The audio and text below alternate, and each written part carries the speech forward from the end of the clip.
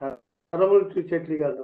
మరి అయ్యా ధనహీనులు ధనవంతులుగా మారినట్లును, పిల్లలు లేని వారికి పిల్లలు కలిగినట్లును, సంతాన అభివృద్ధి చేసి అయ్యా మరి సంతానం ఉన్న వారికి తరతరములు మనవలో ముందు మనవలు చూసేట్లు కాదు. మరి అన్ని రకాలుగా సహాయపడగలగని యేసుక్రీస్తు వారి నామమున శుభాభివందనాలు చెప్తూ ఉన్నాను. మీ అందరికీ వందనాలు, మీ అందరికీ శుభాభివందనాలు, మీ అందరికీ ప్రైజ్ ది లార్డ్. మరి ఈ సమయంలో మనం దేవుని వాక్యాన్ని చూసుకుందాం. మరి దేవుని వాక్య విషయంలో చూస్తే మరి మన పీటర్ గారు పాడినట్టుగా మొదటి వచనం పీటర్ మొదటి వచనం పాడినానా? పీటర్ మొదటి వచనం బాడిన పాట గతకాలం గడిచిపోయిందని. ప్రభువా పాడెదనొక స్తుతి గీతం, ప్రేమించి రక్షించితివి. గతవత్సరంబులోనా కాపాడి నడిపినావు, గతవత్సరంబులోనా కాపాడి నడిపినావు. నూతన వత్సరమునా ధరింపజేసినావు, నూతన వత్సరమునా స్తుతింపచేసినావు. ప్రభువా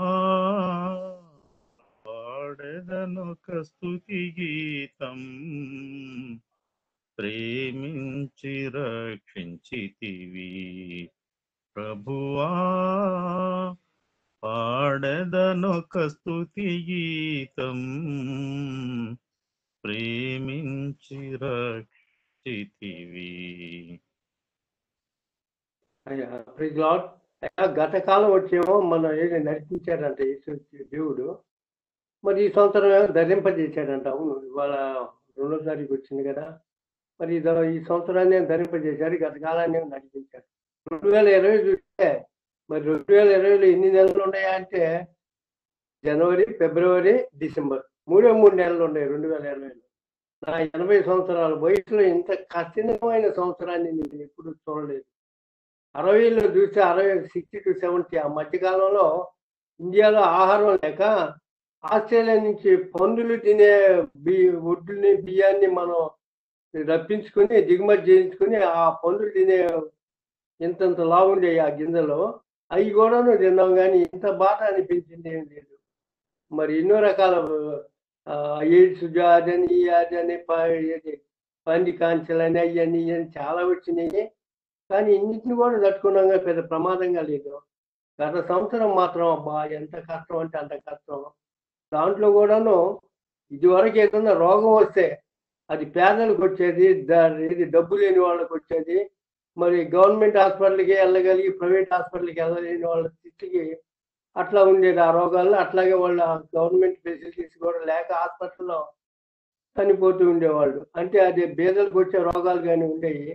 కానీ పోయిన సంవత్సరం ఏంటంటే ధనికులని లేదు, పేదలని లేదు, ఎంతో మంది గొప్ప గొప్ప బాలసుబ్రహ్మణ్యం లాంటి గొప్ప కోట్లు ఇది ఖర్చు చేయగల వాళ్ళు కూడా చనిపోయారు. మళ్ళీ నెల్లూరులో కూడా ఒక వైద్యుడు చెప్పాలంటే ఆయన పెద్ద డాక్టరు, ఆయన 3 హాస్పిటల్ ఉన్నాయి, చాలా కోటీశ్వరుడు, కానీ అపోలో హాస్పిటల్లో కుక్క తెచ్చినట్టు చచ్చిపోయాడు. కనీసం బంధువులు కూడా రాలేదు ఆయన చూడటానికి, పాతి పెట్టడానికి. ఎక్కడికి వెళ్ళినా కానీ వాళ్ళు ఒప్పుకొని ఆ రోజుల్లో అందరూ భయపడి ఏ శ్మశానానికి కూడా తీసుకెళ్ళినా కానీ అక్కడ ఇక్కడ వద్దని ఆబ్జెక్షన్ చేసి చివరిలో ఆయన గవర్నమెంట్ స్థలంలో బలవంతంగా పూర్తి పెట్టాల్సి వచ్చింది హాస్పిటల్లో. అట్లాంటి పరిస్థితులను ఎదుర్కోవాల్సి వచ్చింది. అదే కాదు, ఇంకొక విషయం ఏం తెలుసా, మనం దైవదాసులు అని చెప్పుకుంటున్నామే, దైవదాసులు కూడా చాలా మంది ఈ కరోనా దెబ్బకి మరణించారు. మనం ఎవరైతే వాక్యోపదేశం చేస్తున్నారో, ఎవరైతే వాక్యాన్ని నమ్మారో, ఎవరైతే జీవంగల దేవుణ్ణి గురించి ఆయన మరణాన్ని గురించి చెప్తున్నారో, సువార్తని గురించి చెప్పారో, వాళ్ళు కూడా దాన్ని తప్పించుకోలేకపోయారు. అట్లాంటి ఘోరమైన వ్యాధి నుండి మరి చిన్న కూటాన్ని, మన చిన్న డిసిప్లిన్ ఫెలోషిప్ వారిని ఏ రోగం అంటకుండా, ఏ తెగులు అంటకుండా, ఏ బాధ వాళ్ళకి తగలకుండా కాచి కాపాడినందుకు ఆ దేవునికి స్తుతిస్తోత్రం అని చెప్పాలి. గత కాలం చాలా దౌర్భాగ్యంగా గడిచింది. మరి 9 నెలలు 8 లాక్డౌన్లో ఉండి ప్రజలు అనేక కష్టాలు పడ్డారు. బీదలు మరీ కష్టపడ్డారు. వలస కూలీలు మరీ కష్టపడ్డారు.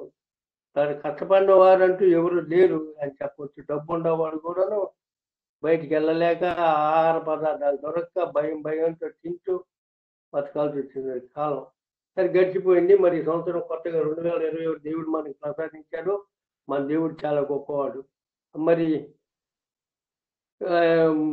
31 వాచ్ నైట్ సర్వీస్కి వెళ్ళిన ప్రతి ఒక్కరికి తెలుసు. తర్వాత కూడా తెలుస్తుంది. ఈ యోషువ ఇచ్చిన వాగ్దానాలు 3 వాగ్దానాలు ఉన్నాయి.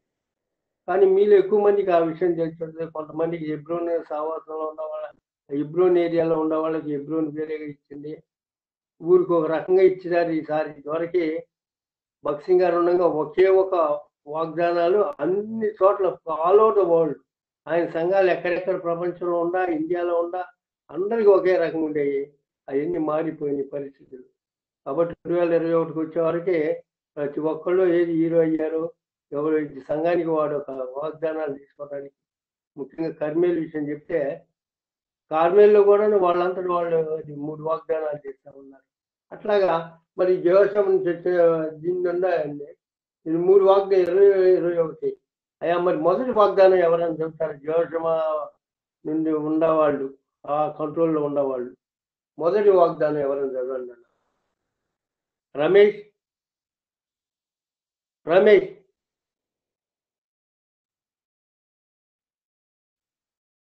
అయ్యా కిరణ్ కదా మీ దగ్గర? నా వద్ద లేదు అంకుల్. హలో? నా వద్ద లేదు అంకుల్. ఆ? నా దగ్గర అయ్యా? లేదు అంకుల్. ఎబ్రోన్ వాగ్దానం నా దగ్గర లేదు అంకుల్. ఇబ్రోన్ కాదు, మన దేవసం అది మన సంఘాన్ని. మన సంగతి కూడా తెలియదు అంకుల్ నాకు. సరే నేను చెప్తాను. యెషయా గ్రంథం, యెషయా 9వ అధ్యాయం, యెషయా గ్రంథం 9వ అధ్యాయం 7వ వచనం. వాళ్ళు ఇచ్చింది నేను చెప్తాను. ముందు క్షేమమును కలుగునట్లు దావీదు సింహాసనమును నియమించును. యెషయా 9:7. క్షేమమును కలుగునట్లు దావీదు సింహాసనమును నియమించును. ఇది బ్రీఫ్ గా ఇచ్చారు, కానీ నేను ఇక్కడ బైబిల్లో చదువుతాను. అది 7వ వచనం. ఇది మొదలుకొని మితి లేకుండా దానికి వృద్ధియు క్షేమమును కలుగునట్లు సర్వకాలము దావీదు సింహాసనమును రాజ్యమును నియమించును. న్యాయం వలనను నీతి వలనను రాజ్యమును స్థిరపరచుటకు అతడి సింహాసనాసీనుడై రాజ్య పరిపాలన చేయును. సైన్యములకు అధిపతి యెహోవా ఆసక్తి కలిగి దీనిని నెరవేర్చును. ఇది ఎవరి ఆసక్తి అంటే ఈ వాగ్దానం యెహోవా యొక్క ఆసక్తి అన్నమాట. ఆయన ఆసక్తి కలిగి మన మీద దీన్ని నెరవేర్చాడంట. ఏం నెరవేర్చాడు? క్షేమమును కలిగినట్లు దావీదు సింహాసాన్ని ఎప్పటి నుంచి నియమిస్తాడు? ఇది మొదలుకొని అంటే ఇయర్ ఆఫ్టర్ హెన్స్ ఫోర్. కాబట్టి ఇక్కడ ఇప్పుడు నుండి మరి 2020 అయిపోయింది. ఇక దాని గురించి మనం బాగా అనుకునే ప్రయోజనం లేదు. ఇది గడిచిపోయిన కాలం, గతవర్తనం ఎట్లా జరగాలి అది గడిచిపోయింది. అట్లాగే రోల్ డౌన్ వెంట అంటే ఆ రకంగా ఆలోచించాలా గత కాలాన్ని గురించి. కానీ ఇప్పుడు కొత్తగా వచ్చిన సంవత్సరం మరి చూసేట్లయితే మన దిశోపదేశ కాలంలో చక్కగా ఉంది అదంతా. నేను ఆ వాక్యాన్ని మీకు వినిపించాలనుకున్నాను, కానీ నేను ఈ విషయం మీద కాన్సన్ట్రేట్ చేస్తా ఉన్నా. దేని విషయం? క్షేమం కలిగినట్లు దావీదు సింహాసనం నియమించును అని. క్షేమం ఈ వాగ్దానంలో ఎట్లా ఉంది? ఇక ఇది మొదలుకొని మితి లేకుండా, అంటే లిమిట్ లేదన్నమాట. ఇక్కడ నుంచి ఈ సంవత్సరంలో మితి లేకుండా దానికి వృద్ధియు క్షేమం కలుగునట్ల, వృద్ధి డెవలప్మెంట్ ఉంటుందట, సేఫ్టీ ఉంటుందట, భద్రత ఉంటుందట. అంటే మనకి ఒక రకంగా అన్ని రకాలుగా దేవుడు ఎట్లాగంటే ఒక క్షేమాన్ని కలుగు చేస్తూ ఒక వృద్ధి అంటే డెవలప్మెంట్ చేస్తూ వస్తా అంటున్నాడు. అందుకని నేను డైరెక్షన్ దాంట్లో నేను ఏం చెప్పానంటే తరతరములో ఏది పిల్లలు లేని వాళ్ళు పిల్లలు చూస్తారు, పిల్లలు ఉండేవాళ్ళు తర్వాత సంతానాన్ని చూస్తారు, తర్వాత సంతానాన్ని ఇంకా తర్వాత వృద్ధి జరుగుతూనే ఉంటుంది. అట్లాగే ఇదివరకు ఏమి సైకిల్ మీద వెళ్ళేవాళ్ళు 2 వీలర్స్ కొంటారు, 2 వీలర్స్ వెళ్ళేవాళ్ళు 4 వీలర్స్ కొంటారు. అట్లాగా దేవుడు వృద్ధి చేసుకుంటూ వస్తాడని ఈ వాగ్దానం చెప్తూ ఉంది. అది ఆయన వాగ్దానాల్లో ఏది తప్పదు. అది డెఫినెట్గా it will happen and it has happen so far. దానికి టెస్టిమనీ చాలా ఉన్నాయి. మరి క్షేమం కలుగుతుందంట. ఏంటి ఎట్లాంటి ఇబ్బందులు లేకుండా, ఎట్లాంటి కష్టాలు లేకుండా. కష్టాలంటే క్రిస్టియన్ అన్న వాడికి ఏది యేసుక్రీస్తుని అంగీకరించిన వాడికి శ్రమ తప్పదని పేతురు చెప్తానే ఉన్నాడు, యాకోబు చెప్తానే ఉన్నాడు, అందరూ చెప్తానే, అపోస్తలుడు పౌలు చెప్తానే ఉన్నాడు. క్రిస్టియానిటీకును శ్రమకి దేర్ ఇస్ నో కనెక్షన్. అది ఆటోమేటిక్గా ఒకసారి నువ్వు క్రీస్తుని అంగీకరించిన తర్వాత నీకు రావాల్సిన ఇబ్బందులు కష్టాలన్నీ వస్తూనే ఉంటాయి. ఇబ్బందులు, బాధలు, ఇవన్నీ హింసలు, ఆరోపణలు, అవమానాలు అన్ని భరించాల్సిందే. దాన్ని పక్కన పెట్టండి. That is not to be counted. అపోస్తలుడు పౌలు చెప్పినట్లుగా వాటిని మనం లెక్క చేయొద్దు. మనం ఏంటి ఎంతసేపు అనే ఎబ్రీ 12 అధ్యాయంలో చెప్పినట్టుగా పైన ఆకాశం ఇంకా యెహోవాను చూస్తూ ఆయన చూస్తూ మనం ఓపికతో పరిగెత్తాలని చెప్తా ఉంటాడు. కాబట్టి మనం ఓపికతో పరిగెత్తూనే ఉండాలి. కాబట్టి మనకి వృద్ధి క్షేమం కలుగుతుందంట. వృద్ధి అంటే not only physical but it's also spiritual. అయ్యా మరి ఆత్మీయంగా కూడా వృద్ధి కలుగుతుంది. అట్లాగే క్షేమం కూడా ఉంటూనే ఉంటుంది. No danger to our life unless we commit some sin. మనం కనుక ఏదన్నా పాపం చేస్తే దానికి ఇక మరి ప్రతీకారం ఏదైనా జరిగితే అది వేరే విషయం. కానీ మరి ఈ విషయంలో మాత్రం దేవుడు మాత్రం అనుమతించట్లేదు అంటా ఉన్నాడు. సర్వకాలం దావీదు సింహాసనం రాజ్యం నియమించును. సర్వకాలం, ఆల్ ద టైమ్, ఎటర్నల్ దావీదు సింహాసనం రాజ్యం నియమించును అంటా ఉన్నాడు. ఇప్పుడు ఈ దావీదు సింహాసనం అంటే మనం చూస్తే దావీదు సింహాసనాన్ని ఇది యెషయా 9:7 చెప్తా ఉంటాడు ప్రవచించి. ఎవరు నియమించేదంటే అంతకుముందు వచ్చిన ఒకసారి చూసేట్లయితే అయ్యా 6వ వచ్చిన ఒకసారి చూడండి. ఇదే చాప్టర్, ఏది 9th చాప్టర్, యెషయా book 9th chapter 6th verse. ఏలయనగా మనకు శిశువు పుట్టెను, మనకు కుమారుడు అనుగ్రహింపబడెను. ఆయన భుజం మీద రాజ్యభారమును. ఆశ్చర్యకరుడు, ఆలోచనకర్త, బలవంతుడైన దేవుడు, నిత్యుడగు తండ్రి, సమాధానకర్త యొక్క అధిపతి అని అతనికి పేరు పెట్టబడును. ఇవన్నీ యేసుక్రీస్తు యొక్క పేర్లు. These are the names of Jesus Christ. మెస్సయ్య యొక్క పేర్లు ఇవన్నీ. అందులో జీసస్ క్రైస్ట్ లో ఆ లాస్ట్ లో ఉంది చూసారా, ఏమని చెప్పున్నాయా? సమాధానకర్తకు అధిపతి అంటా ఉన్నాడు. దాన్ని ఇంగ్లీష్లో ఏమంటారు నాన్న? What you call in English? సమాధానకర్త అధిపతి. ఇంగ్లీష్ బైబుల్ ఎలా ఉంది అయ్యా? Somebody tell me. అయ్యా టైం వేస్ట్ అవుతుంది. ఎవరు వాళ్ళు చెప్పండి. ఇది prince of peace. Prince of peace అని ఉంటుంది. ప్రిన్స్ ఆఫ్ పీస్ అంటే ఒక రాజు ఉంటాడు, రాజు కుమారుడు అన్నమాట. రాజు కుమారుడు అంటుంటాడు, తండ్రి కుమారుడు ఉంటాడు. ఆ కుమారుడు యొక్క సమాధాన ప్రిన్స్ అంటే ఆయన అన్నమాట. ఏది యువరాజు అంటారు. రాజు తర్వాత యువరాజు. యువరాజు అంటే ఎవరు? ఇప్పుడు మనకి యేసుక్రీస్తు ప్రభు వస్తాడు. ఆయనకి ప్రిన్స్ ఆఫ్ పీస్, ఏది ఏ రకంగా సమాధానకర్తగా ఉంటాడు. ఆయన సమాధానకర్తగా ఉంటాడు కాబట్టి మనకి వృద్ధి ఉంటుంది, క్షేమం ఉంటుంది, రాజ్యం ఉంటుంది. మళ్ళీ ఆ తర్వాత నీతి వలన రాజ్యం స్థిరపరుచుకున్నాడు. న్యాయం వలన, నీతి వలన అతను సింహాసనాన్ని రాజ్య పరిపాలన చేయను. సైనిక అధిపతి యెహోవా ఆసక్తి కలిగి దీన్ని నెరవేర్చును. ఎవరి సింహాసనాన్ని ఒక ఎగ్జాంపుల్కి చెప్పినాడో దావీదు సింహాసనాన్ని తీసుకొచ్చాడు. మనందరికీ తెలుసు యేసుక్రీస్తు ప్రభు దావీదు కుమారుడా అని ప్రతి ఒక్కళ్ళు పిచ్చిగాడు, పది గుడ్డాడు, దావీదు కుమారుడా నన్ను రక్షింపు, దావీదు కుమారుడా నన్ను అని అని యేసుక్రీస్తుని అట్లా సంబోధిస్తూ వచ్చారు వాళ్ళు. కాబట్టి మన ప్రభు అయిన యేసుక్రీస్తుని యొక్క పేరులో ఈ సమాధాన ప్రిన్స్ ఆఫ్ పీస్ అన్నది కూడా ఒక విషయం. అయితే నా టాపిక్ ఈరోజు ఏంటంటే దావీదు సింహాసనం, దావీదు యొక్క విషయాలు. దావీదుని గురించి చెప్పాలంటే పాత నిబంధనలో దావీదు విషయం కనుక తీసేస్తే ఆ చరిత్ర గ్రంథాల్లో అంటే చాలా చిన్నది అయిపోద్ది ఆ బుక్. పాత నిబంధన 39 బుక్స్ ఉన్నాయని చెప్తాం మనం.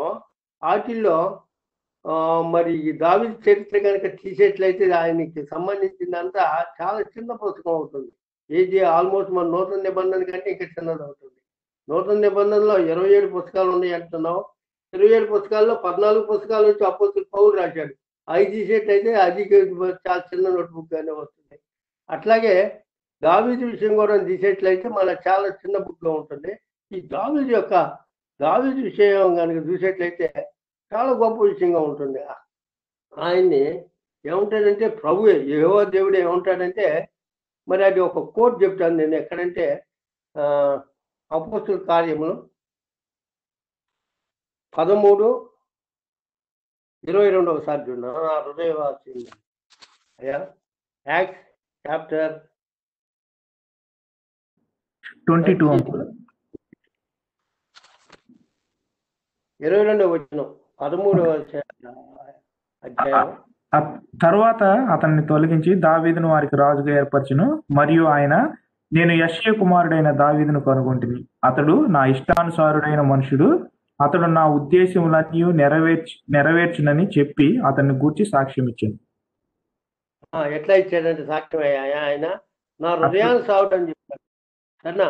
నా ఇష్టానుసారుడు, నా హృదయానుసారుడు అని దావీదుని గురించి చెప్తాడు. దీంట్లో ఎవరు చెప్తున్నారు ఈ మాట?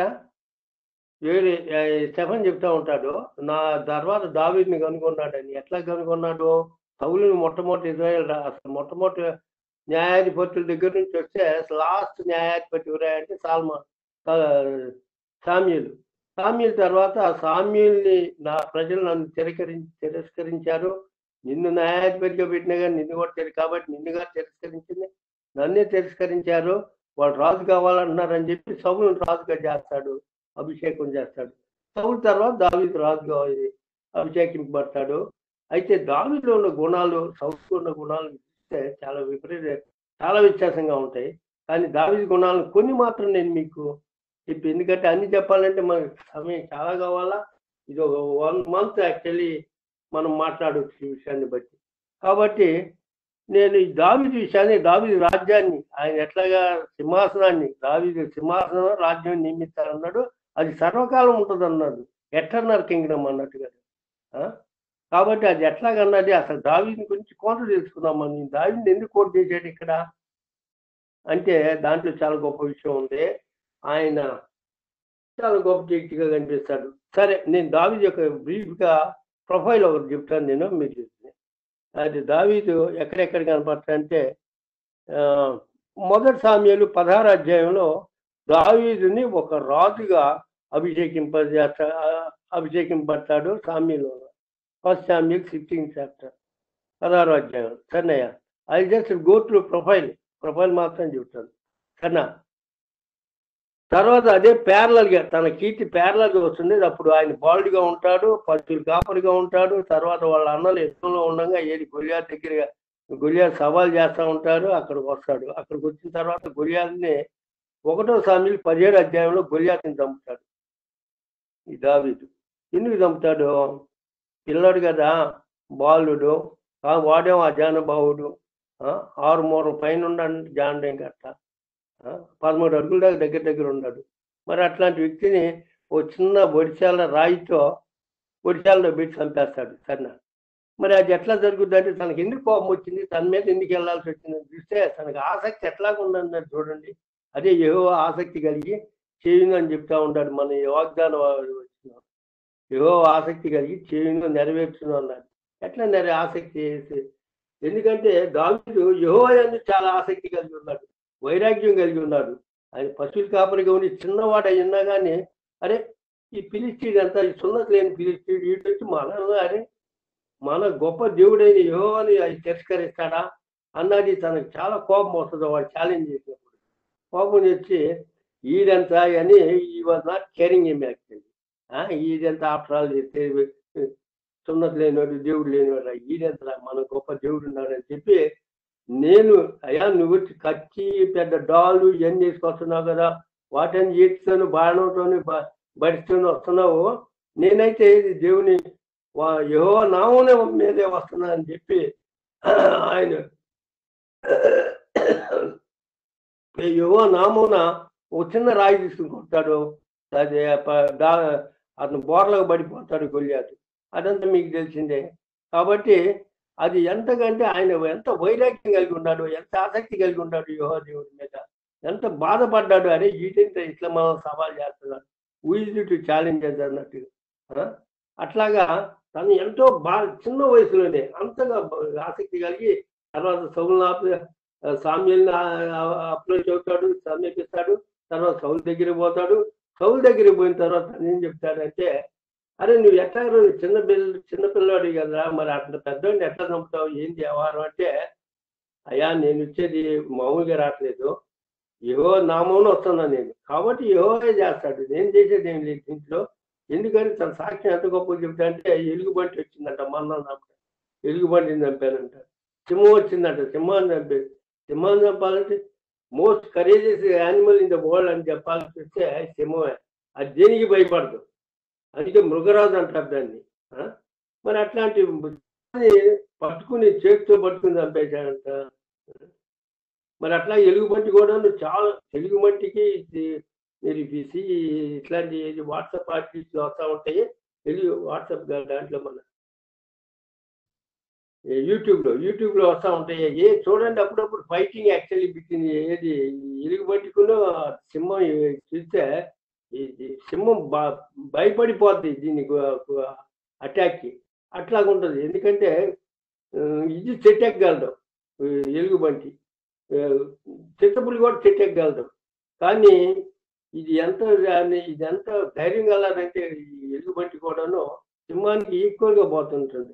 కానీ సింహం వచ్చి అప్పర్ హ్యాండ్ ఉంది, దానికి ఎక్కడంటే అక్కడ పడుకుంటే అడవిలో ఏ భయం లేదు. కానీ మిగిలిన జంతువులు బొరియల్లో పడుకోవాలా, అక్కడ పడుకోవాలి, దాక్కు పడుకోవాలా, తాటుకు పడుకోవాలి, దీనికి కనపడకూడదు. కానీ సింహం అయితే ఎక్కడైనా పడుకుంటుంది. అది దాని గొప్పతనం. ఎందుకంటే దానికి భయం లేదు, ఏ జంతువు వచ్చినా దాన్ని పట్టి చంపుతానని నాకు ధైర్యం ఉంటుంది. అట్లాంటి దాన్ని చిన్న బాలుడు, ఒక 17 years బాయ్ ఎట్లా చంపాడు ఏమో కానీ మొత్తానికి చాలా గొప్ప విషయం. అది తన సాక్ష్యంగా చెప్తాడు. సాక్ష్యం ఎట్లా చెప్తాడు, అయ్యా నేను చంపింది ఏం లేదు, నా బలం ఎంత, వాటికి ఆఫ్టర్ ఆల్ మై సెల్ఫ్. అదంతా దేవుడిచ్చిన బలం కాబట్టి, మరి ఆ దేవుడిచ్చిన బలంతోనే ఆ 2 యానిమల్స్ చంపగలిగాను. కాబట్టి అదే బలంతో అదే నామంతో వస్తున్నాను, ఈ గొలియాతుని కూడా చంపగలనన్న ఒక టెస్టిమనీ, ఒక సాక్ష్యం చెప్తాడన్నమాట. రుజువు ఏంటో నువ్వు చంపగలనన్నాడు, తన సాక్ష్యాన్ని అట్లా చెప్తాడు. అంతగా ఉన్నాడు. తన బాల్య స్థితిలోనే అంతగా యెహోవా యందు ఆసక్తి కలిగిన మంచిగా ఉన్నాడు. కాబట్టి దావీదు నామం అన్ని చోట్ల వస్తూ ఉంటుంది. తర్వాత వెళ్ళేట్లయితే మనం నెక్స్ట్ తన గొలియాతుని చంపిన తర్వాత ఎక్కడ వెళ్తుంటే, his life has become actually చాలా ఫేమస్. ఆ తర్వాత ఆయన ఆ సౌలు దగ్గరికి వచ్చిన తర్వాత మరి పారిపోవాల్సిన కారణం వస్తుంది. ఆ పారిపోవాల్సింది ఎందుకంటే ఈ స్త్రీలంతా కలిసి గొలియాతుని చంపిన తర్వాత వాడు పాట పాడుకుంటారు. ఏది, సౌలు 1000 మందిని చంపితే 10,000 మందిని దావీదు చంపాడు. అది పాటలు ఆ రోడ్డు మీద పాడుతూ ఉంటే సౌలుకి చాలా అసూయ చేస్తారు అన్నమాట. నేను అరే కింద ఇంటి వాడు ఆఫ్టర్ ఆల్ బాల్డ్, వాడిని ఇంతగా ఇస్తున్నారు. కానీ ఇంత గొప్ప మరి తనకు అహం ఉన్న మనిషి why is not gone to attack Goliath. గొలియాతుని ఎందుకు చంపడానికి బాలుడు మరి ఎంతగా ఉండేవాడు, బాలుడు చంపారు కదా. కాబట్టి వాళ్ళు ఏది స్ట్రీట్స్ దారిలో రోడ్ల మీద డాన్స్ చేసుకుంటూ పొగుడుకుంటూ పోవటం మరి గొప్పతనమే. అది వాళ్ళ జయంగా వాళ్ళు ఎవరు celebrating the victory over the Philistines గొలియాతుని చంపిన తర్వాత. అది చాలా సంతోషంగా ఉంది. అప్పటి వరకు పంక్తులు చేయలేనే కానీ వీళ్ళంతా గడగడలాడుతూ ఉంటారు. ఇప్పుడు ముందుకెళ్ళేవాడు కాదు. సౌలు చెప్పాలంటే ఇజ్రాయిల్ అందరికంటే ఎత్తుకెళ్ళేవాడు ఎవరా అంటే సౌలు. వాళ్ళ వాళ్ళంతా భుజాల వరకు అంటే పైనే ఉన్నాడంట ఆయన. దాన్ని చెప్తాడు, అభిషేకం చేసే ముందు చెప్తాడు ఆ విషయం. మరి ఆ రకంగా చెప్పాలంటే మనం అందరూ భయపడ్డారు, ఎవరు ధైర్యం లేదు. కానీ ఒకటి, గొలియాతు యాక్చువల్లీ రీజనబుల్. అందరం చంపి వాళ్ళు మీరు కొంతమంది చంపి మేము కొంతమంది చంపి చివరిలో ఈ గెలిచాడు ఆడు గెలిచాడని ఈ గోళంతా ఎందుకు, ఒకరికి 1:1. నేను ఒక్కడనే వస్తాను, మిగిలిన వాళ్ళు వదిలిపెట్టాను, మీరు ఒక్కడు రండి అన్నాడు. కానీ ఆయన గొలియాతు కూడాను one way is right, why to kill so many people, let us kill only one.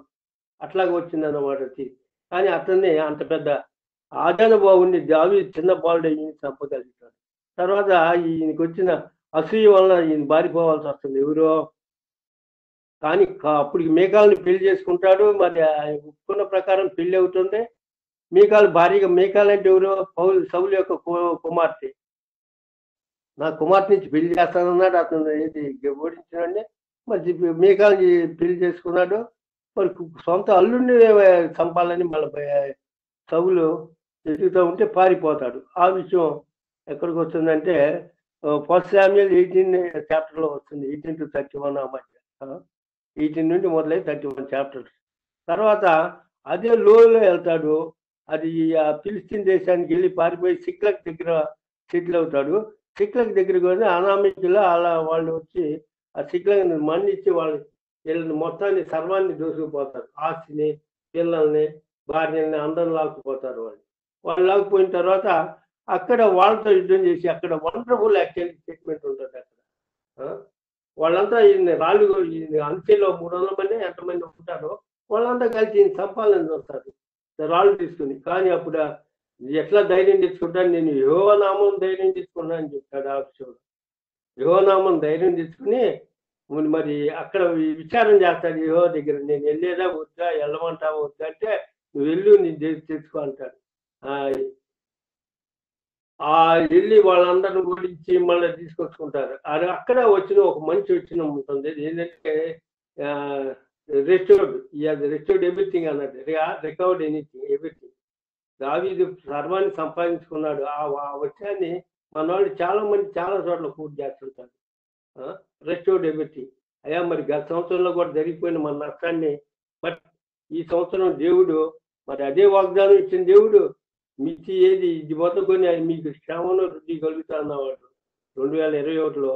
మనం 2020లో ఏమైతే పోగొట్టుకున్నామో మరి వాటిని అంతా ఇస్తాడని నమ్ముదాం. కాబట్టి మన దేవునికి స్తుతి స్తోత్రం కలుగుతుంది. ఆ తర్వాత మరి టాపిక్ చాలా పెద్దది, మరి టైం ఈజ్ వెరీ షార్ట్. ఆ తర్వాత ఎక్కడికి వచ్చాయా మనం ఆ తర్వాత again he comes up actually. ఆ తర్వాత 2 సామ్యూయల్ 12వ అధ్యాయంలో మళ్ళీ ఈయన రాజుగా అభిషేకం చేస్తారు యోధా మీద. యోధా మీద అంటే హెబ్రోన్లో ఈయన రాజుగా స్థిరపడతాడు. తర్వాత మొత్తం ఇజ్రాయేల్ 12 గోత్రాలకి ఇజ్రాయేల్గా 2 సామ్యూయల్ 15లో వస్తాడు. అప్పుడు ఇంకా ఈ name is actually going up. అంటే ఆయన ఘనత ఇవన్నీ ఎక్కి ప్రతిష్టలు మరి ఇజ్రాయేల్ పెరుగుతూనే వచ్చినాయి. It has gown to the peak. అన్నిటికంటే పైకి వెళ్తుంది ఆ టైంలో. ఇంకా ఏంటి అప్పుడు 2 సామ్యూయల్ 7-8 దేవుడు ఆయనతో ఒక నిబంధన చేస్తాడు, నీ రాజ్యం స్థిరంగా ఉంటుందని. తర్వాత మళ్ళీ వసంతకాలం వస్తుంది. వసంతకాలం యుద్ధానికి వెళ్తారు రాజులంతా. మళ్ళీ పట్టణానికి బయటపడిపోతాడు. ఇది దావీదు ఎక్కడికి వెళ్తాడు? Complete adultery and murder. ఎవరితో? Committed adultery and murder. యూరియా భార్య అయిన భార్య బెత్షెబా ఉంటుందే, ఆ బెత్షెబాని మోహించి మరి ఆయనతో కలిసి పాపం చేస్తాడు. 2 సామ్యూయల్ 11వ అధ్యాయంలో కనిపిస్తుంది. మళ్ళీ తర్వాత down is actually glorious come down, నేమేస్ కమ్ డౌన్. అక్కడ ఆ రకంగా ఈయన పాపం చేశాడు కాబట్టి ఆ ప్రతిభ అంతా కింద పడతా ఉంది. తర్వాత మళ్ళీ సాల్మాన్ పుట్టిన తర్వాత మళ్ళీ ఆయనకి మళ్ళీ తన రాజ్యానికి తన పేరు ప్రతిష్టలు పెద్దగానే అవుతాయి. 2 సామ్యూయల్ 12వ గ్రంథంలో. మళ్ళా తర్వాత అది అంతతో ఉండేలా మళ్ళా డౌన్ అవుతాడు. ఎప్పుడంటే అబ్జాలోం ఈయన మీద, అబ్జాలోం తన కుమారుడైన అబ్జాలోం చాలా సౌందర్యం ఉంటాడు అంట. ఆయన అంత సౌందర్యం ఉంటాడు, ఇజ్రాయిల్లో ఎవరు లేరు అంటారు. అతను వచ్చి ఈయన మీద వచ్చి దావీదు తండ్రి మీద తన సింహాసనాన్ని కబళించాలన్న ఉద్దేశంతో అటాక్ చేసినప్పుడు తను మరి దావీదు పారిపోవాల్సి వస్తుంది. పారిపోయినప్పుడు చెప్పులు లేకుండా కూడా పారిపోతాడు. మళ్ళీ ఆయన ఏడవటానికి కన్నీళ్లు కూడా మిగలలేదంట. అంత ఘోరంగా ఉంటుంది ఆ కండిషన్. అట్లాగుండి ఆ విషయం ఎక్కడంటే 2 సామ్యూయల్ 15-18 వరకు చదవచ్చు మనం. ఆ తర్వాత డేవిడ్ రెస్టోర్ అగైన్ యాక్చువల్లీ అబ్జాలోం ఏది మస్తీ రక్షణ ఏది దాంట్లో మరి చెట్టు ఓడల్లో నేను ఇరుక్కుపోతాడు. గాడిని మాత్రం ముందుకు వెళ్తుంది. ఆయన్ని పోయి కత్తితో పొడి చంపుతాడు. అది దట్ ఎండ్ ఆఫ్ అబ్జాలోం. ఆ తర్వాత మళ్ళీ రాజుగా ఈయన సింహాసనాన్ని అధిస్తాడు. దట్ హెస్ కమ్ అప్ గోరి. మళ్ళీ ఆ తర్వాత మళ్ళా రెండోసారి ఈయన పాపం చేస్తాడు. ఏం పాపం చేస్తాడంటే దేవుడు లెక్కేయొద్దన్న జనాభాని ఇజ్రాయెల్ ప్రజల్ని లెక్కేస్తాడు. అది వచ్చి సెకండ్ ప్లేస్ 2 సామ్యూయల్ 24వ చాప్టర్. ఆ సెన్సస్ చేయటం తప్పుగా ఉంది, ఆయన అనవసరంగా చేశాడు. తర్వాత ఇంకో గొప్ప విషయం ఏంటంటే చివరిలో నేను చెప్పబోయేది ఆయనది. ఫస్ట్ కింగ్ సెకండ్ చాప్టర్లో చూసేట్లయితే ఎస్ ప్లాన్ ద టెంపుల్. మరి ఆయన ఒక ఆలయాన్ని, మందిరాన్ని, ఈరోజు మనం మందిరానికి వెళ్తున్నాం, ఆలయానికి వెళ్తున్నాం, గుడికి వెళ్తున్నాం అని చెప్పుకోవడానికి అసలు మొట్టమొదటి పునాది ఎవరు చేసింది దావీదే, దేవుని ఆలయానికి. ఆయన ఒక మాట అంటాడు, ఎంత మాట అంటే చాలా గొప్ప విషయం.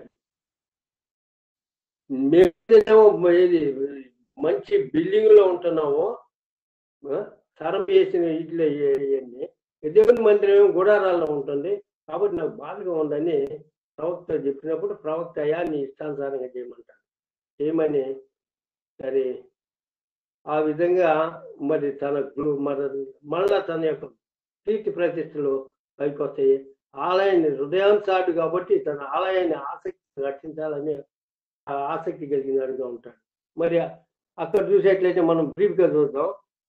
It is in first king second chapter అంటున్నాడు, కానీ but I got different one actually. అంటే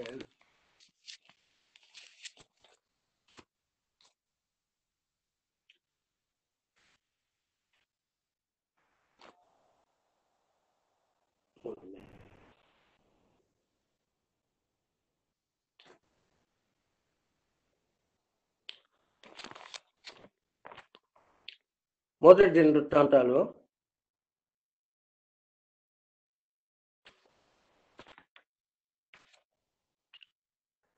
దావీదు తన ఆఫ్ ఫస్ట్ క్రానికల్, మొదటి వృత్తాంతాలు 17వ అధ్యాయం మొట్టమొదటి దావీదు తన ఇంటి నుండి ప్రవక్త అయిన నాతాను పిలిపించి, నేను కట్టబడిన నగరంలో నివాసం చేస్తున్నాను, యెహోవా నిబంధన మన తెరల చాటున ఉన్నదని చెప్పగా, నాతాను దేవుడు నీకు తోడై ఉన్నాడు, నీ హృదయం నన్నంతా చేయమని దావీదుతో అనెను. ఇక్కడ దావీదు హౌ ఈ ఏంటంటే మేమంతా మంచి మామూలుతో కట్టిన దాంట్లో ఉన్నాం, but what a feeling it is actually we don't have in our life. మన జీవితంలో మనకు అట్లాంటి ఫీలింగ్స్ రావు. కానీ రాజయ్యుండి ఇంత గొప్ప రాజు ఏది ఇజ్రాయెల్ దేశానికంటే ఆయన ఎవడు లేడు ఆ రోజుల్లో. ఈ దావీదు అనే ఒక రాజు చెప్తేనే గుడ్లో అడలైపోయేది. అట్లా వాట్ ఏ ఫీలింగ్ ఇయస్ గాట్. అయ్యా నాకు దర్బార్ ఉంది, బంగారం ఉంది, ఇది ఉంది, అది ఉంది, నాకు పెద్ద సామ్రాజ్యం ఉందని గొప్ప పోకుండా he was thinking about gods actually. దేవుని గురించి ఆలోచిస్తూ ఉంటాడు.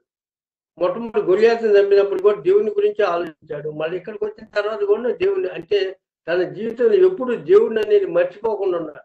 కాబట్టి మనం కూడా గుర్తుపెట్టుకోవాల్సింది ఏంటంటే అది క్షేమకాలం కానీ కరోనా కాలం కానీ ఎప్పుడు కూడా దేవుడిని మనం గుర్తుపెట్టుకోవాలి. We should walk. అందుకని నేను పేటర్ని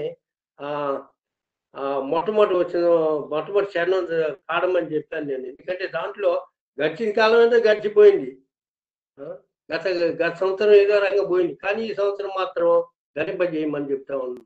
గణింపజేసేట్లయితే ఇక్కడ మరి దావీదు తన యొక్క హృదయంలో ఉన్న ఆసక్తి ఎంతగా ఉందంటే దేవుడి మీద, నాకు దేవుని ఏది మందిరం కట్టాలా, దేవునికి ఆలయం కట్టాలా, దేవుని మందసం ఇట్లా టెంటల్లో ఏది మరి టెంపరీ షెల్టర్లో ఉండకూడదు, దానికి ఒక పర్మనెంట్ ఉండాలన్న ఆలోచన గొప్ప. అందుకే నాతాను ప్రవక్త అంటాడు, నువ్వు అయ్యా నీకు దేవుడు నీకు తోడై ఉన్నాడు కాబట్టి నువ్వు ఇంత గొప్ప రాజు అయ్యావు, గొప్పవాడు అయ్యావు, కాబట్టి నీ హృదయం అందున్న మరింత చేయమని చెప్తాడు. ఈ ప్రవక్త ఓకే, ఇది కూడాను తప్పు. యాక్చువల్గా ప్రవక్త ఏం చేయాలంటే దేవుని దగ్గర విచారణ చేసి దేవుని యొక్క చిత్తాన్ని తెలుసుకుని చెప్పాల్సింది పోయి తన సొంతంగా చెప్తాడు, నీకు దేవునికి ఇష్టమైన వాడి కాబట్టి నువ్వు అట్లా చేయి, ఇట్లా చేయి, నీకు దేవుడు ఉన్నాడు కాబట్టి నేను ఇట్లా చేయని చెప్తాడు. అని మనం కూడా కొన్నిసార్లు ఏంటంటే మనం భక్తులు, మనం ఏది దేవుని అని మన సొంత ఆలోచన మీద వెళ్తాం. But it is not correct. ఎందుకంటే అప్పుడు ఇక ఏమంటారు, రాత్రులు దేవుని ఒక నాతానికి ప్రత్యక్షమై ఏమని చెప్తుంది, పోయింది ఆ సేవకుడైన దావీదుతో ఇట్లని మనం చెప్తుంది. ఏమని చెప్తుంది, యెహోవా సెలవిస్తుందేమనగా నా నివాసమునకై ఒక ఆలయం కట్టించుట నీ చేత కాదు. వాట్ ఏ వండర్ఫుల్ థింగ్ ఇది. యాక్చువల్లీ చెంప మీద కొట్టినట్టు కొట్టాడు ఈ దెబ్బ. ఒక పెద్ద రాజుని పట్టుకుని నీ చేత కాదంటే ఎట్లా కాదంటే అవి యాక్చువల్లీ ఈ మాట నాకు చాలా ఈ బైబిల్లో ఉన్న మాటలన్నిటికంటే ఒకటే జీసస్ వెప్ట్ అని ఒకటి వస్తుంది. ఎక్కడ జీసస్ వెప్ట్ అని వచ్చేది ఏది కన్నీళ్ళు పిచ్చింది అంటాడు, ఏది లాజరు సమాధి దగ్గర, అది ఒకటి. రెండోది వచ్చి ఖైదీలు వినిచుండ్రి అని అపోస్తల కార్యం 16వ అధ్యాయం అంటారు. ఇది అపోస్తలుడైన పౌలు శీలగన దాంట్లో జైల్లో పెట్టి వాళ్ళు పాటలు పాడతారు. ఇది దెబ్బలు రాజు ఎరగొట్టారు, వాళ్ళిద్దరిని ఎరగొట్టి వేసి బొండాలతో కట్టినప్పుడు వాళ్ళు రాత్రి అంతా పాటలు పాడుతూ కీర్తనలు పాడుతా ప్రార్థన చేస్తున్నారంట. ఖైదీలు వినుచుండిరి ఆ మాట ఒకటి, జీసస్ వెప్ట్ ఆ మాట ఒకటి, నీ చేత కాదన్న ఈ మాట ఒకటి నాకు ఎప్పుడు గుర్తుంటానే ఉంటాయి. ఎప్పుడు వీటిని గురించి ఆలోచిస్తూనే ఉంటాను నేను. ఇంత పెద్ద ఆలోచన పట్టుకొని నీ చేత కాదంటే ఊరుకుంటాడా? ఎట్లాగా ఉంటుంది? నీ చేత కాదు. ఇక ఆ తర్వాత మీరు నా కొరకు దేవదారుమాలను ఆలయం కట్టుకుంటేమి నేను చేయమని నేను ఆజ్ఞాపించిన ఇదే న్యాయపతిలో ఎవరితోనైనా నేను ఒక మాట అయినాను పలికించిన. అరే నాకు ఈ దేవాలయం కావాలని నేను అడగలేదని యెహోవా దేవుడు చెప్తా ఉంటాడు. కావును నువ్వు నా సేవకుడు చెప్పవలసిందేమనగా ప్రకారం నీవు నా జిల్లాని ఇజ్రాయేల్గా అధిపతి అయినట్లు గొర్రెల అమ్మటి తిరిగి నిన్ను గొర్రెల దొడ్డి నుండి తీసుకొని ఇంత పెద్దగా చేశాను. నువ్వు వెళ్ళిన చోట్ల నీకు జోడిగా ఉండి నేను ద్వేషించే వారిని నీకు నిర్మూలన చేసిందని. కాబట్టి నీవు చేయబోయే ఏమిటంటే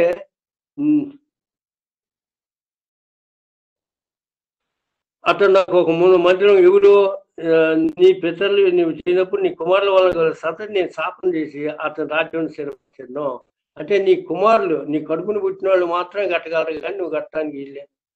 ఎందుకంటే నువ్వు రక్తం చాలా ఒలికించావు, చాలా యుద్ధాలు చేసావు, చాలా పాపంగా పరిగణించి ఆయన చాలా మంది చంపావు. కాబట్టి నువ్వు వద్దు, నీ సంతతి ఏది నీ కడుపును పుట్టే బిడ్డ మాత్రమే కట్టాడని చెప్తాడు. అతనికి నేను తండ్రినే ఇండును, అతడు నా కుమారుడు ఇండును. ఇది 13వ వచనం, 14వ చాప్టర్, 17వ చాప్టర్, 17వ అధ్యాయం 13వ వచనం చెప్తున్నాడు. తండ్రినే ఇండు, అతను నా కుమారుడు, నీకంటే ముందుగా ఉన్న వానికి నా కృప నేను చూపక మానినట్లు అతనికి నేను నా కృపను చూపక మానను. It's actually worship ever. ఎట్లాగంటే ఆయన అంటాను కృపను చూపక మానను అంటాడు. దానికి రియాక్షన్ ఆఫ్ ఎట్లా ఉంటుందంటే మరి 16వ వచనంలో రాజైన దావీదు వచ్చి యెహోవా సన్నిధిని కూర్చుని ఇలాగ మనవి చేశాడంట. ఎలాగ మనవి చేశాడయా? దేవా యెహోవా నీవు నన్ను ఇంత ఎత్తులోని తెచ్చుటకు నేను ఎంత వాడను అంటాడు. హౌ గ్రేట్ అయా నువ్వు ఇంత యాక్చువల్గా నువ్వు చేతగాని వాడివి. ఇట్లా ఇవన్నీ మాటలు ఇవన్నీ దేవుడు చెప్పినప్పుడు తన కోపం రావాల్సింది. బుర్రలో ఎట్లా కీర్తిస్తున్నాడు, ఎట్లాగా ఆయన యాక్చువల్లీ ఆరాధిస్తున్నాడు చూడండి. దేవా నువ్వు ఇంతగా నా కడుపుని పుట్టిన వాళ్ళకి మందిరం కట్టేట్లుగా నువ్వు సెలవిస్తున్నావు. కాబట్టి నువ్వు నన్ను నా కుటుంబానికి నేను ఎంతటి వాడిని అయ్యా నువ్వు ఇంతటిగా ఇచ్చటిగా అని చెప్తా ఉంటాడు. నా ఇల్లు ఏ పాటిది అని చెప్తా ఉన్నాడు. నా ఇల్లు ఏ పాటిది నేను ఎంత తగ్గించుకుని చెప్తా ఉన్నాడు చూడండి. దేవా ఇది నీ దృష్టికి స్వల్ప విషయం అయితే, దేవా నీ దృష్టికి స్వల్ప విషయం నేను యెహోవా నువ్వు రాబో బహుకాలం వరకు నీ సేవకుని సత్నకు సెలవిచ్చి మనిషితో మనిషి మాట్లాడిన దయపాలించి నాతో మాట్లాడి నా సంతతి ఘన చెందినని మాట ఇచ్చున్నావు. కాబట్టి ఇది నేను అందుకే మొట్టమొదటి నుంచి కూడా చెప్తా ఉన్నాను. ఓపెన్ నుంచి ఈ సంతతి వరకు గొప్ప విషయాలు దేవుడు మీకు తోడుగా ఉంటాడు. You will not see in one generation, you will see many generations.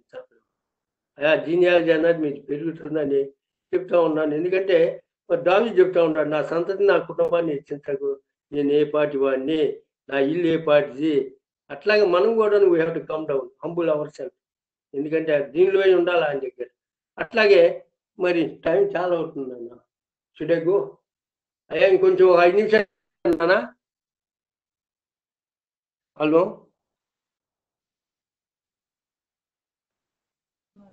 Uncle చెప్పండి అంకుల్. తీసుకున్నా పర్వాలేదా? తీసుకోండి చెప్పండి. మరి ఇప్పుడు పాపాన్ని గురించి చేసిన పాపాన్ని గురించి నేను సింపుల్గా వెళ్తాను, ఎందుకంటే ఎక్కువ వెళ్ళాలి. ఆయన జనాభాలు ఎక్కడ చేసిన దాని గురించి కూడా చెప్పాలని చాలా టైం పడుతుంది మాకు. కానీ దాని అంటే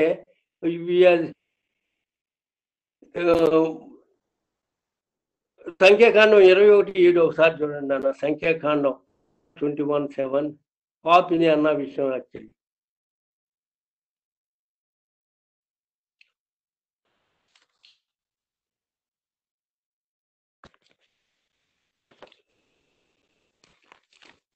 అంటారు అంకుల్. కాబట్టి ప్రజలు మోషే యొద్దకు వచ్చి మేము యెహోవాకును నీకును విరోధముగా మాట్లాడి పాపము చేసితిమి. యెహోవా మా మధ్య నుండి సర్పములను తొలగించినట్లు ఆయనను వేడుకొనమనిరి. ఇప్పుడు మనం చేయాల్సిన పని ఏంటంటే ఇట్లాంటి విషయాలు వచ్చినప్పుడు కాంప్లికేషన్స్ వేడుకుంటానికి మనం మీడియేటర్స్గా ఉండమన్నాడు. మోషని ఆ ప్రజలంతా ఏం చెప్తున్నారంటే, అయ్యా మరి ఇది ప్రాబ్లం వచ్చింది కాబట్టి మేమంతా దేవుడికి విరోధంగా ఉండాం, దేవుని మాట ఎలా ఎవరున్నారు చెప్పండి, కరోనా వచ్చిందనే మీరు దేవుడిని నమ్మంటారు, ఆయన చచ్చిపోయే ముందు కూడా కనీసం పరలోక రాజ్యానికి వెళ్తారా అని చెప్తే ఎవడు విన్నావాడు ఎవడు లేడే. కారణం ఏంటి అంటే వాళ్ళు విరోధంగానే ఉన్నారు, ఇప్పుడు కూడా ఉన్నారు. నేను ఏంటంటే అసలు నార్త్ ఇండియాలో ఇప్పుడు సండేని తీసేసి వాళ్ళు మండే వర్కింగ్ డే హాలిడే తీసుకున్నారంట. ఏం చెప్తాం, సండేనే వర్కింగ్ డే చేసి మండే హాలిడే అంట. అట్లాగా ట్రెండ్ మారుతూ వస్తుంది. అంటే ఏంటంటే వాళ్ళు దేవుని యొక్క ఇది విశ్రాంతి దినమని మనం ఏదో దాన్ని ఆచరిస్తూ ఉన్నాము. మరి దాన్ని వాళ్ళే తిప్పి దాన్ని మళ్ళీ పాపంలోకి వెళ్ళాలని ఇది దిగుతూ ఉన్నారు. ఈ రకంగా ఇది మరి ఆ పాపం ఎట్లాంటిదంటే ఇక్కడ నేను మళ్ళీ కొంచెం ఒక 5 నిమిషాలు చెప్తాను. 2 సమయాలు 12వ అధ్యాయానికి వచ్చేట్లయితే ఇక్కడ బెత్షెబా తన ఇది బెత్షెబా మరి ఊరియా భార్య అర్థమైన సంగతి తెలుసుకున్న తర్వాత ఆయన తర్వాత అంత అయిపోతుంది. అయినా అతనికి ఒక కుమారుడు పుట్టాడు దావీదు వలన. యెహోవా దృష్టి అయితే ఇది 11వ అధ్యాయం చివరి వచ్చింది ఏమన్నాడు, అయితే దావీదు చేసింది యెహోవా దృష్టికి దుష్కార్యముగా ఉండెను, పాపంగా ఉండెను. కాబట్టి 12వ అధ్యాయంలో ఏమన్నంటే యెహోవా నాతాను దావీదు వద్దకు పంపాను. యెహోవా నాతాను ప్రవక్తను ఏం చేశాడు, నాతాను ప్రవక్తను దావీదు దగ్గరికి వచ్చి దావీదుతో ఇట్లా ఇక్కడ ఒక పేరబుల్ లాంటిది చెప్తా ఉన్నాడు. ఇది నాతాను ఈ బెత్షెబాతో అక్రమ సంబంధం పెట్టుకుంది, దాన్ని భర్తను చంపింది, అంత విషయాన్ని కంక్లూడ్గా ఈయన ఒకటి చెప్తాడు. ఎట్లా చెప్తున్నా అంటే ఒక పట్టణం మంది 2 మనుషులు ఉండారంట. ఒకటి దరిద్రుడంట. ఐశ్వర్యవంతునికి విస్తారమైన గొర్రెలు గుడ్లు ఉన్నాయంట. అయితే ఆ దరిద్రునికి తాను కొనుక్కున్న ఒక చిన్న ఆడు గొర్రె పిల్ల తప్ప ఏమీ లేకపోయిందంట. ఒక ఆడు గొర్రె పిల్ల మాత్రమే ఉందంట ఊరే బేదాడికి. వాడు దాన్ని పెంచుకుంటుండగా వాని ఎద్దు వాని పెట్టలే ఉండి పెరిగి వాని చేతి మధ్య తించు వాని గిన్నెలు త్రాగుతూ పడుకుంటూ వాని కుమార్తె వలె ఉండేనంట. దాని కుమార్తె వాళ్ళు ఈ బేదాడికి ఎవరే కుమార్తె అంటే మరి చిన్న ఆడు గొర్రె పిల్లలే. ఇంత ముద్దుగా పెంచుకుంటా ఉంటాడు. చేతి ముద్దలు తింటుందంట, తనలో ఉంటుందంట. ఇట్లుండగా మార్గస్తుడు ఒకడు ఐశ్వర్యవంతుని వద్ద తను ఇచ్చే మార్గం తన గొర్రె ఎవరన్నా ఒకడు గెస్ట్ వచ్చాడంట ఆ ధనవంతుడికి. వాడు ఏం చేశాడంటే ఈ దరిద్రం గొర్రెలు పట్టుకుని అతను వచ్చి ఆయత్తం చేసాను. దాన్ని చంపి దాన్ని వాడికి ఏది మటన్ బిర్యానీ చేశాడు. చేసిన తర్వాత ఆ మాట విన్న తర్వాత దావీదుకి ఎంత కోపం వచ్చిందంటే దావీదు ఆ మాట విని ఆ మనుషుల మీద బహుగా కోపించుకొని యెహోవా దేవునితో నిత్యముగా ఈ కార్యం చేసిన వాడు మరణ పాత్రుడు, వాడిని నేను చంపుతానని రౌద్రుడవుతాడు. ఎవరు? దావీదు. అయ్యో అంత భేదాడికి ఒకే ఒక చిన్న గొర్రె ముద్దు బిడ్డగా ఉండి ఆ గొర్రె పిల్లని తీసుకుని దాన్ని ధనవంతుడికి ఎవరు గెస్ట్ వచ్చాడని దాన్ని చంపి బిర్యానీ చేయించాడు, ఆహారం ఆయత్తం చేసింది. కాబట్టి అన్ని తను ఇమ్మీడియట్ గా ఏది గత పూర్తి కాకముందే తన కోపం వచ్చేస్తే వాడిని చంపుతానని ఇంకా తీర్మానం ఏం చేసుకుంటాడు. వానికి 5, 6 వచ్చిన వాడు కనికరం లేక ఈ కార్యం చేసిన కనుక ఆ గొర్రె పిల్లలకు ప్రతిగా 4 గొర్రె పిల్లలు ఇవ్వాలని నాతానుతో అని చెప్తాడు. కానీ నాతాను ఏమంటాడు తెలుసా? 7వ వచ్చిన చదువునా ఏది 2 Samuel 12th chapter 7th verse. నాతాను దావీదును చూచి ఆ మనుష్యుడవు నీవే, ఇశ్రాయేలీయుల దేవుడైన యెహోవా సెలవిచ్చినదేమనగా ఇశ్రాయేలీయుల మీద నేను నిన్ను రాజుగా పట్టాభిషేకం చేసి సౌలు చేతిలో నుండి నిన్ను విడిపించి నీ యజమానుని నగరిని నీకు అనుగ్రహించి నీ యజమానుని స్త్రీలను నీ కౌగటి చేర్చి ఇశ్రాయేలు వారిని యూదా వారిని నీకు అప్పగించితిని. ఇది చాలదని నీవు అనుకుని ఎడల నేను మరి ఎక్కువగా నీకు ఇచ్చి ఇందును. నీవు యెహోవా మాట మూర్తి అయ్యా, నీకు ఒకవేళ నువ్వు కనుక నాకు ప్రార్థన చేసినట్లయితే 81:10 81 శామ్ 81:10 ఒకసారి చదువున్నాను. అది ఈనాటి వాగ్దానం, ఈ సంవత్సరం వాగ్దానం. 81:10 శామ్ 81:10. ఓకే. ఐగుప్తుల దేశం నుండి నిన్ను రప్పించిన నీ దేవుడకు యెహోవాను నేనే. నీ నోరు బాగుగా తెరువుము, నేను దాన్ని నింపేదను. నీ నోరు బాగు, నాకు వచ్చిన వాగ్దానం ఏంటంటే నీ నోరు బాగుగా తెరువుము, నేను దాన్ని నింపేదను. ఇది నా మనవరాలకి యాక్చువల్లీ వాళ్ళు ఫోన్ చేసింది ఆ అమ్మాయి. మరి నీకేది వాగ్దానం వచ్చిందండి. నేను ఈ మాట చెప్తే అమ్మాయి ఇవాళ ఏం కొంటారా అంటే బాగా తిన్నానమ్మా అది ఇదంటే తింటాం కదా తాత, అది వచ్చి బాగా ప్రార్థన చేయాలని చెప్తా ఉంది ఆ అమ్మాయి. నీ నోరు బాగుగా తెరువు, చదువునా, నీ నోరు బాగుగా తెరువు, నీ నోరు బాగుగా తెరువుము, నేను దాన్ని నింపేదను. దాన్ని నింపేది. కాబట్టి నువ్వు నోరు బాగుగా చేసి ప్రార్థన చేయి మా అందరి కోసం. అప్పుడు మమ్మల్ని అందరిని నింపుతాడు, నిన్ను కూడా నింపుతాడు. అంతేగాని బిర్యానీ తింటాం కానీ నోరు తెరిచి తింటాం కాదని ఆ అమ్మాయి నాకు ఆ అమ్మాయి వయసు అంతా 14 సంవత్సరాలు ఉంటుంది, 12-14 సంవత్సరాలు ఉంటుంది.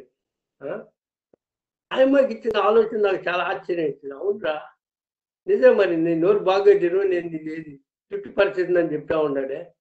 అంటే ఏంటంటే నీ నోరు బాగా చేసి ప్రార్థన చేయి, మేము బాగుంటామని చెప్తాము, మేము వృద్ధి చెందుతాం, develop our self because of your prayer.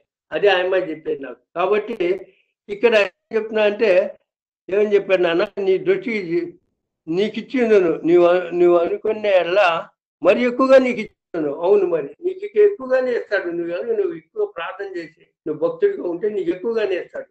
తప్పు ఏం కాదు. నువ్వు సంఘం కొరకు చేయి, ఆత్మల కొరకు చేయి, అభివృద్ధి దేశాభివృద్ధి కోసం చేయి. డెఫినెట్గా దేవుడు నీకు నీ కుటుంబానికి అభివృద్ధి చేస్తాడు. కానీ మనం ఆ నోరు బాగా తెరవే ఏది 10 సార్లు బతిలాడాల్సి వస్తుందో ప్రార్థన చేయండి ప్రార్థన చేయండి అంటే చాలా తప్పు కదయ్యా. ప్రతి వాళ్ళు పోటీగా నా ఆపత్తి ఏది, నా టర్న్ వచ్చింది, నేను ఈ ఛాన్స్ ఉపయోగించుకోవాలా నా అవకాశాన్ని అని ప్రతి అవకాశాన్ని మనం సద్వినియోగం తీసుకున్నట్లయితే నోరు బాగా తెచ్చిన వాళ్ళం అవుతాము. మన దేవుడు తృప్తిగా ఇస్తాడు. కానీ ఇక్కడ ఒక మాట అన్నాడు, ఏమన్నాడు, నాతాను దావీదుని చూసి ఆ మనుషుడు నువ్వేనయ్యా, ఎవరినో చంపవుతుంది, ఆ మనుషుడు నీవే, ఆ మనుషుడు నీవే అని ఒక్కి చెప్తా ఉన్నాడు. మరి ఆయన కోపం రావాలి కదా. రాజు గారు ఆఫ్టర్ ఆల్ ప్రవక్త అంటే ఎంత చిన్నోడు, ఒక ఏది జనాభాలో ఒక మనిషి మాత్రమే అన్నట్టు సైన్స్ అనకుండా జనాభా లెక్కలో చూస్తే దేశంలో ఉండదు మనుషుల్లో ఒక మనిషి లెక్కి. ఈయన పెద్ద మహారాజు, ఈజ్ ఎ గ్రేట్ కింగ్. కానీ కోప్పడకుండా ఈ హాజ్ అగ్రీడ్ ఫర్ హిస్ కన్నా దానికి అయ్యా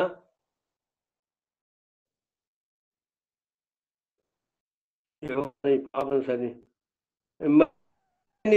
రిపెంటెడ్ ఫర్ హిస్. అదే మనం చూసిన ఇప్పుడు ఇది నంబర్స్ 21 దీంట్లో 17లో మనం చూసింది ఏంటంటే మోసే బతిలాడుతూ ఉన్నారు, అయ్యా మరి మేము పాప ఆయన అట్లాగే దీన్ని కూడా పాపస్తుడని మోనాక దేవుడు హాజ్ ఎక్స్క్యూజ్ హిమ్. అయ్యా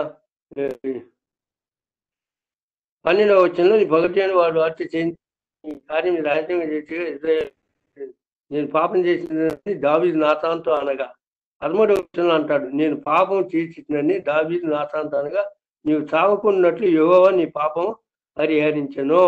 అయితే పరిహారం పొందాడు. అది ఈ విషయం. ఈ విషయంలో వచ్చిన తర్వాత మనం మరి పాపం అంటే ఏంటి విషయం, పాపం అంటే పెద్ద సబ్జెక్ట్. అది దాని గురించి వెళ్ళాలంటే చాలా ఉంది.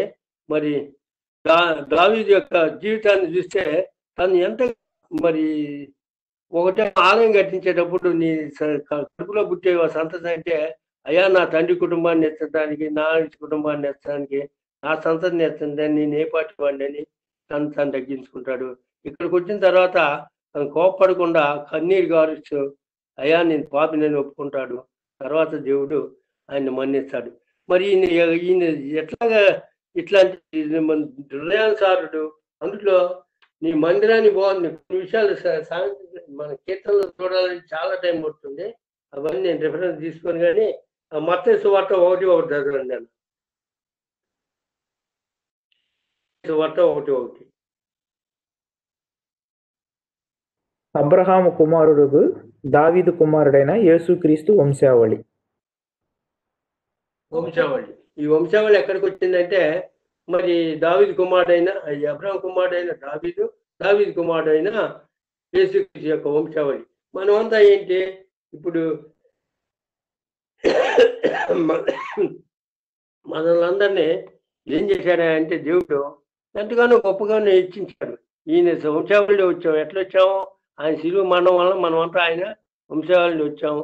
ఆయన రక్తంతో ఎవరైతే ప్రోత్సహింపబడి ఉన్నారో వాళ్ళంతా పాపాలను పోగొట్టుకుని ఆయన బిడ్డలై మరి దేవుడు లోకాన్ని ఎంతో ప్రేమించాడు కాబట్టి తన కుమారుని మన ఆయన్ని అంగీకరించిన విశ్వాసంతో అంగీకరించే ప్రతి ఒక్కరు కూడాను తన కుమారుడుగా అవుతుంది.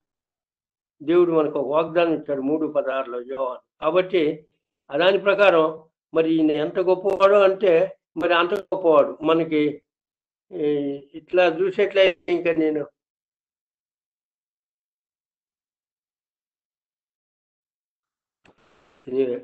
కానీ తన ఈ లోకానికి వచ్చి మరి మన కోసం ఇచ్చాడు. ఆ విషయం మరి హెబ్రీ పత్రికలో రాసి ఉంది. అయ్యా హెబ్రీ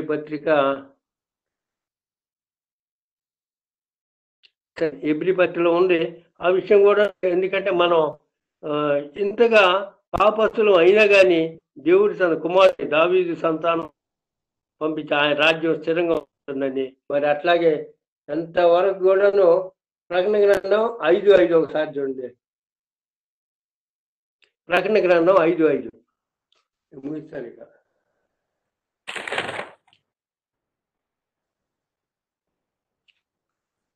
ఆ పెద్దలలో ఒకడు ఏడవకము, ఇదిగో దావీదుకు చిగురైన యూదా గోత్రపు సింహము 7 ముద్రలను తీసి ఆ గ్రంథమును విప్పుటకై జయము పొందినని నాతో చెప్పెను.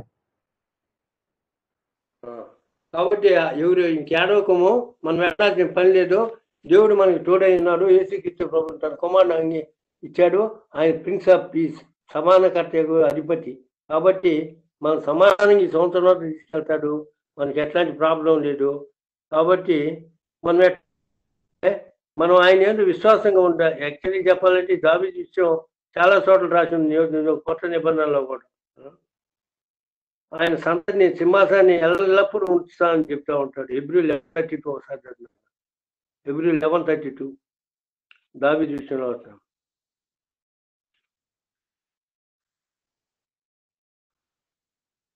Hebrews 11:32. ఓకే, ఇక ఏమి చెప్పుదును? గిద్యోను, బారాకు, సంసోను, యోఫ్తా, దావీదు, సమూయేలును వారిని గూర్చియు ప్రవక్తలను గూర్చియు వివరించుటకు సమయము చాలదు. సమయం చాలదు. కాబట్టి ఈ దావీదు గురించి చెప్పాలని చాలా ఉంది. కాబట్టి మనం తెలుసుకోవాల్సిన వార్త ఏంటంటే హంబుల్నెస్. నువ్వు ఎంత పెద్దడివైనా హంబుల్గా ఉండాలి. అది నేర్చుకోవాల్సింది. నువ్వు పెద్ద రాజు అయి ఉండా, దావీదు అంత హంబుల్నెస్గా ఉన్నాడు. కాబట్టి నా హృదయానుసారుడు ఆయన ఎప్పుడైనా కానీ మరి కీర్తన గ్రంథం చూస్తే దేవుని ఆలయానికి పోదామంటే ఆయనకి ఎంతో బలం వచ్చినట్టు ఉండేదంట. పరిగెత్తుకుంటూ వెళ్ళేవాడిని అని చెప్తా ఉన్నాడు. దేవుని ఆలయం అంటే అంత ఇష్టంగా ఉండేవాడు. దేవుడు అంటే అంత ఇష్టంగా ఉండదు. మనం we should also have that ఆసక్తి, యెహోవా యొక్క ఆసక్తి. ఆ ఆసక్తి దావీదుకి ఎట్లా ఆసక్తిగా ఉందో అట్లాగే మనం కూడా ఆసక్తి కలిగి ఉండేవాడు ఉండాలా. మరి సంవత్సరం అంతా దేవుడు మనకి తోడే ఉంటాడు. దేవుడు God May bless this few words. దేవుడికి కొద్ది వాక్యాలను ఆస్వాదించినారు. ఆమేన్.